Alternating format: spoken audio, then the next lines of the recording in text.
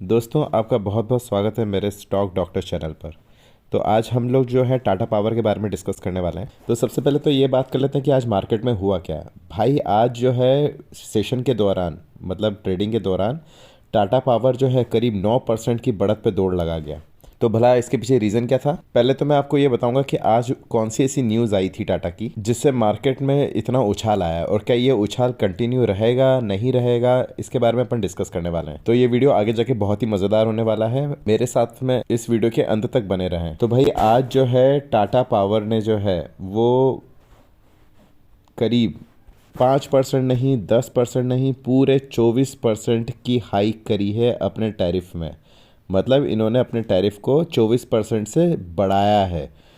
तो अगर टैरिफ 100 रुपये था तो अब वो 124 रुपये हो गया। अब इसके पीछे क्या कारण है और इस पर सरकार ने इनकी कैसी मदद करी मैं आपको अभी बताने वाला हूँ। पर जो इस चैनल पर नए हैं मैं उन्हें बता दूं कि मैं हर स्टॉक के बारे में इंटरनल और एक्सटर्नल खबर लेकर आता हूँ और उससे उस शेयर के ऊपर क्या प्रभाव पड़ने वाला है, क्या वो शेयर उठेगा गिरेगा, आपको ये सारी जानकारी मैं यहाँ पर बताता हूँ। अगर आपको इस तरीके की जानकारी चाहिए और अपने पोर्टफोलियो के अंदर आप बेहतर स्टॉक को पिक करना चाहते हैं तो मेरे चैनल को सब्सक्राइब करना ना भूलें। तो दरअसल आज हुआ यूं दोस्तों कि महाराष्ट्र इलेक्ट्रिसिटी रेगुलेटर कमीशन, जिसको मर्क भी बोलते हैं, MERC, उन्होंने जो है टाटा के प्रपोज्ड प्लान जो कि 24% की हाइक से वो अपने टैरिफ को बढ़ाना चाहते थे उसको उन्होंने हरी झंडी दिखा दी है। अब हुआ यूं कि ये जब हरी झंडी दिखाई तो मार्केट के अंदर शेयर जो है टाटा पावर्स के उस समय 9% की तेजी पे दौड़ लगा रहे थे और इनफैक्ट मार्केट क्लोज होने पे वो शेयर 9% की बढ़त पे थे। मगर क्या ये 9% की बढ़त क्या सही बढ़त है या फिर आगे जाके टाटा को इसका खामियाजा भुगतना पड़ेगा। तो चलिए आइए इसको भी डिस्कस कर लेते हैं। सबसे पहले तो दोस्तों आपको ये जानना जरूरी है कि आखिर क्यों 24% का टाटा ने हाइक किया है और उसके लिए जो है महाराष्ट्र का जो इलेक्ट्रिसिटी रेगुलेटरी कमीशन है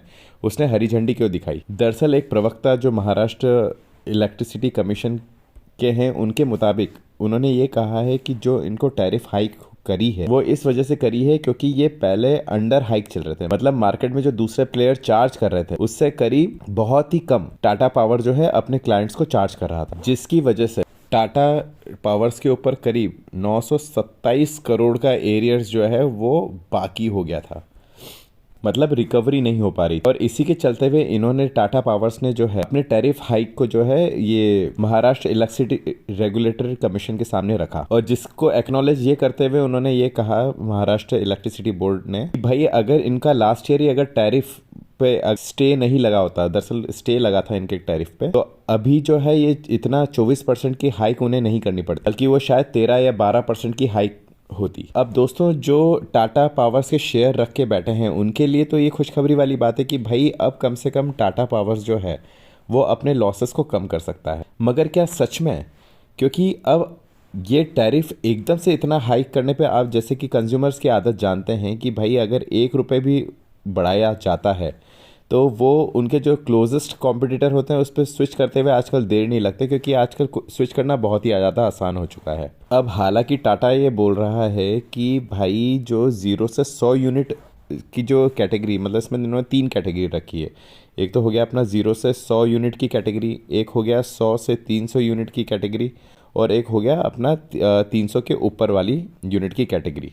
ठीक है, तो वो ये बोल रहे हैं कि जो पहली कैटेगरी है ना, जो 0 से 100 यूनिट की कैटेगरी है, उसके अंदर जो हाइक हुई है उसके बावजूद में भी वो दूसरे जो प्राइवेट प्लेयर्स हैं उनके मुकाबले वो जो टैरिफ उनका बनता है वो कम है।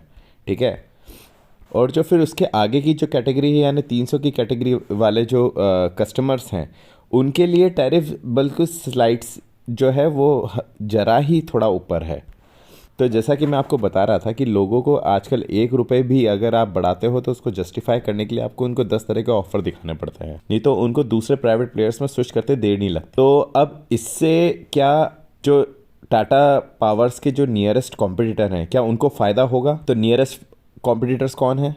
एक तो हो गई बेस्ट यानी आपका Brihan Mumbai electric supply and transport और एक हो गया आपका अदानी इलेक्ट्रिसिटी। तो अब ये जो है ये नियरेस्ट कॉम्पिटिटर हैं।